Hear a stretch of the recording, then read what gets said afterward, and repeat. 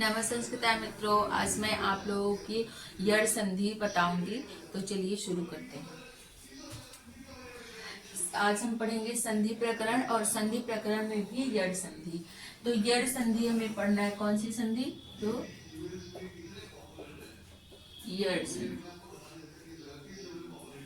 और यड़ संधि में शुद्धि पाश्या का हमें क्या करना है? सिद्धि करनी है।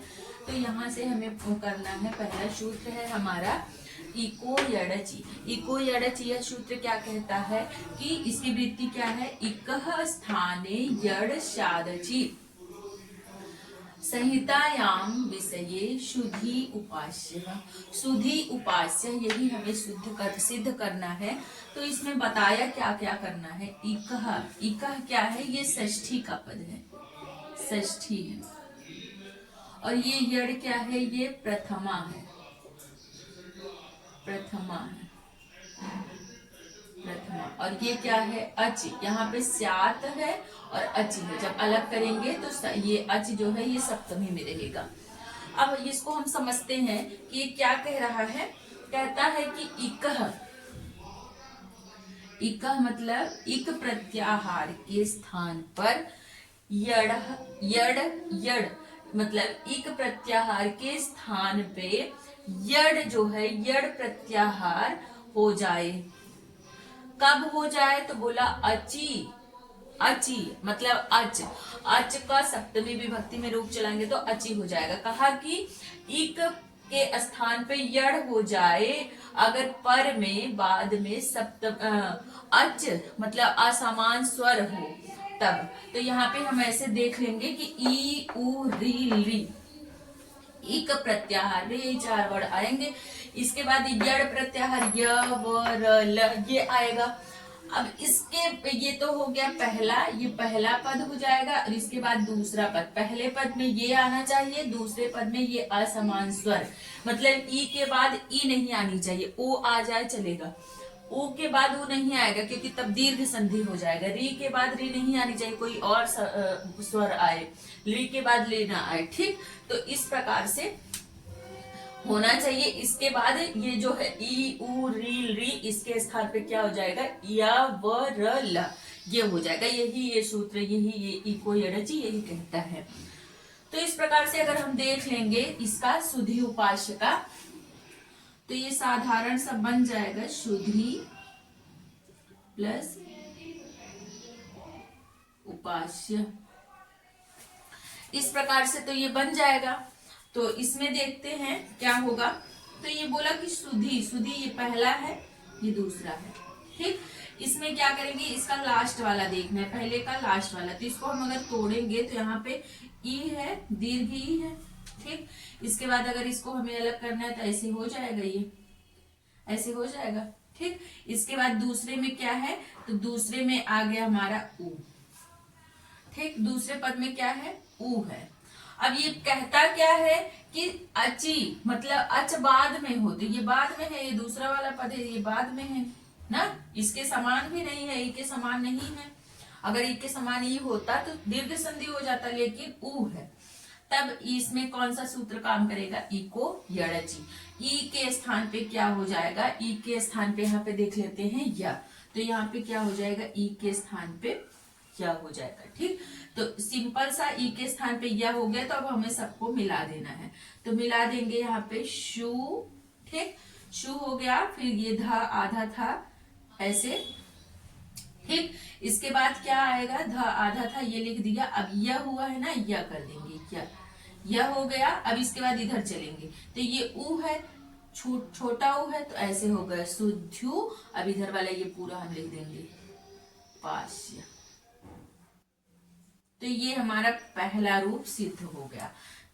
ठीक, तो ये क्या हो गया? पहला शुद्ध हो गया।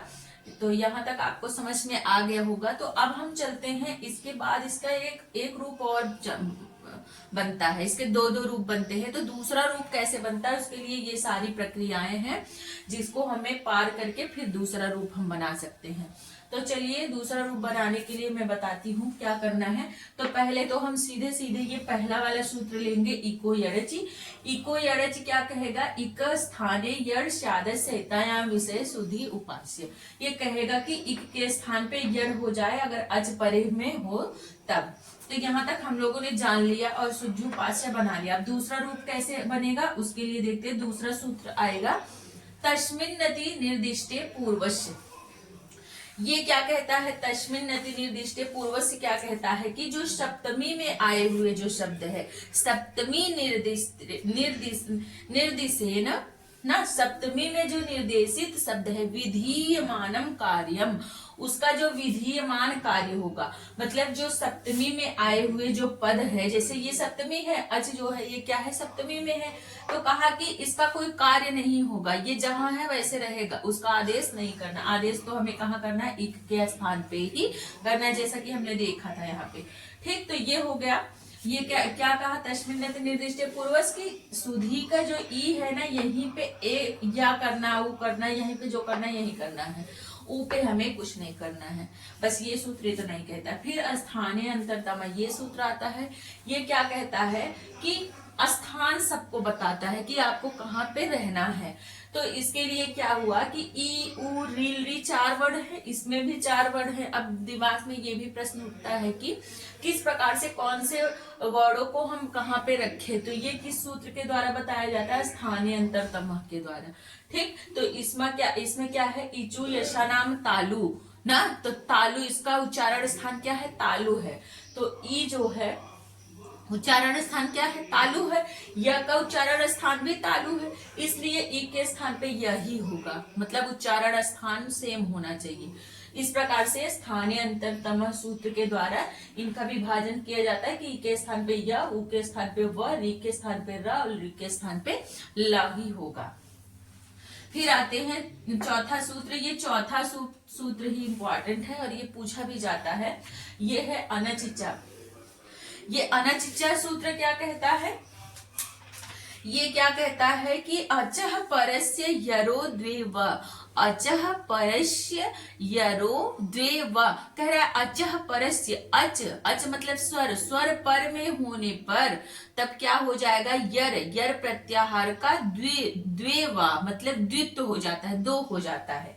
तो ये क्या कह रहा है, इधर क्या है, यहाँ पे अच है, ठीक, तो ये यर प्रत्याहार के वर्ड है, तो इसका क्या हो जाएगा, द्वित्व हो जाएगा। इसका क्या हो जाएगा, यहाँ पे द्वित्व हो जाएगा। ये जब द्वित्व हो गया, 2 हो गया, तो शु ध ध य हो गया। इस प्रकार से बन गया ये अनचिचा सूत्र के द्वारा। अब 5वां आया झलाम जस झसी। झलाम जस झसी सूत्र क्या कहता है, ये कहता है कि हम झल को जस कर देंगे। झल प्रत्याहार के बाद यदि झस प्रत्याहार के वर्ड आए तो हम झल को क्या कर देंगे, झल प्रत्याहार के वर्डों को हम जस प्रत्याहार कर देंगे। ये झलाम जस झस, ये सूत्र जब आप पढ़ेंगे तो आपको ये ज्यादा समझ में आएगा। अभी हमें इतना जानना है कि इस तीसरे वर्ड को वो क्या करता है, चौथे वर्ड को क्या करता है, तीसरे में कर देता है। तो यहाँ पे ध था, इसको द हो गया। किस सूत्र के द्वारा, तो झलाम जस झस सूत्र के द्वारा। अब इसके बाद यहाँ पे ध को द हो गया।